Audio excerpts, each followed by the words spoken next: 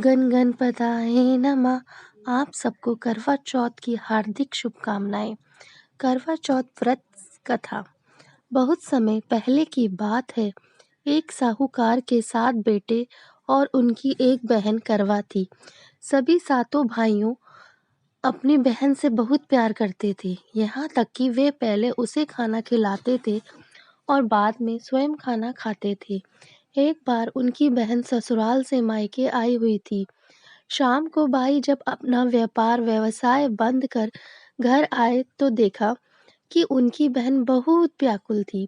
सभी भाई खाना खाने बैठे और अपनी बहन से भी खाने का आग्रह करने लगे, लेकिन बहन ने बताया उसका आज करवा चौथ का निर्जल व्रत है और वह खाना सिर्फ चंद्रमा को देकर उसे अर्घ देकर ही खा सकती है।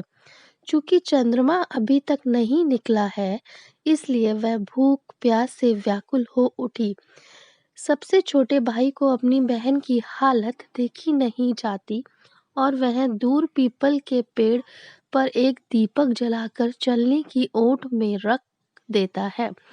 दूसरे से और दूर से देखने पर ऐसा प्रतीत होता है कि जैसे चतुर्थी का चांद उदित हो रहा है। इसके बाद भाई अपनी बहन को बताता है कि चांद निकल आया है, तुम उसे अर्घ देने के बाद भोजन कर सकती हो।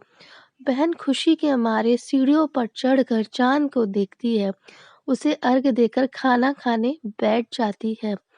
वह पहला टुकड़ा मुंह में डालती है तो उसे छींक आ जाती है, दूसरा टुकड़ा डालती है तो उसमें बाल निकल आता है और जैसे ही तीसरा टुकड़ा मुंह में डालने की कोशिश करती है तो उसके पति की मृत्यु का समाचार उसे मिलता है। वह बौखला जाती है।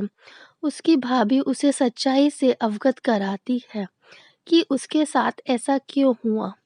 करवा चौथ का व्रत गलत तरीके से टूटने के कारण देवता उससे नाराज हो गए हैं और उन्होंने ऐसा किया है। सच्चाई जानने के बाद करवा निश्चय करती है कि वह अपने पति का अंतिम संस्कार नहीं होने देगी और अपने सतीत्व से उन्हें पुनर्जीवन दिलाकर रहेगी। वह पूरे 1 साल तक अपने पति के शव के पास बैठी रहती है, उसकी देखभाल करती है, उसके ऊपर उगने वाली सुई नुमा घास को वह एकत्रित करती जाती है। 1 साल बाद फिर करवा चौथ का दिन आता है। उसकी सभी भाई भाभियां करवा चौथ का व्रत रखती हैं। जब भाभियां उससे आशीर्वाद लेने आती हैं तो वह प्रत्येक भाभी से यम सुई ले लो, पिए सुई ले दे दो, मुझे भी अपनी जैसी सुहागन बना दो, ऐसा आग्रह करती हैं। लेकिन हर बार भाभी को अगली भाभी से आग्रह करने को कहकर चली जाती हैं। इस प्रकार जब छठे नंबर की भाभी आती है तो करवा उससे भी यही बात दोहराती है। यह भाभी को उसे बताती हैं, चूंकि सबसे छोटे भाई की वजह से उसका व्रत टूटा है, अतः उसकी पत्नी में शक्ति है कि वह तुम्हारे पति को दोबारा जीवित कर सकती है। इसलिए जब वह आए तो तुम उसे पकड़ लेना। जब तक वह तुम्हारे पति को जिंदा ना कर दे, उसे नहीं छोड़ना। ऐसा कहकर वह चली जाती है। सबसे अंत में छोटी भाभी आती है। करवा उनसे भी सुहागन बनने का आग्रह करती है, लेकिन वह टालम टोली करने लगती है। इसे देखकर वह उनसे जोर से पकड़ लेती है और अपने सुहाग को जिंदा करने के लिए कहती है। भाभी उससे छुड़ाने के लिए नोचती है, खसोटती है, लेकिन करवा नहीं छोड़ती है। अंत में उसकी तपस्या को देखकर भाभी पसीज जाती है और अपनी छोटी उंगली को चीरकर उसमें से अमृत उसके पति के मुंह में डाल देती है।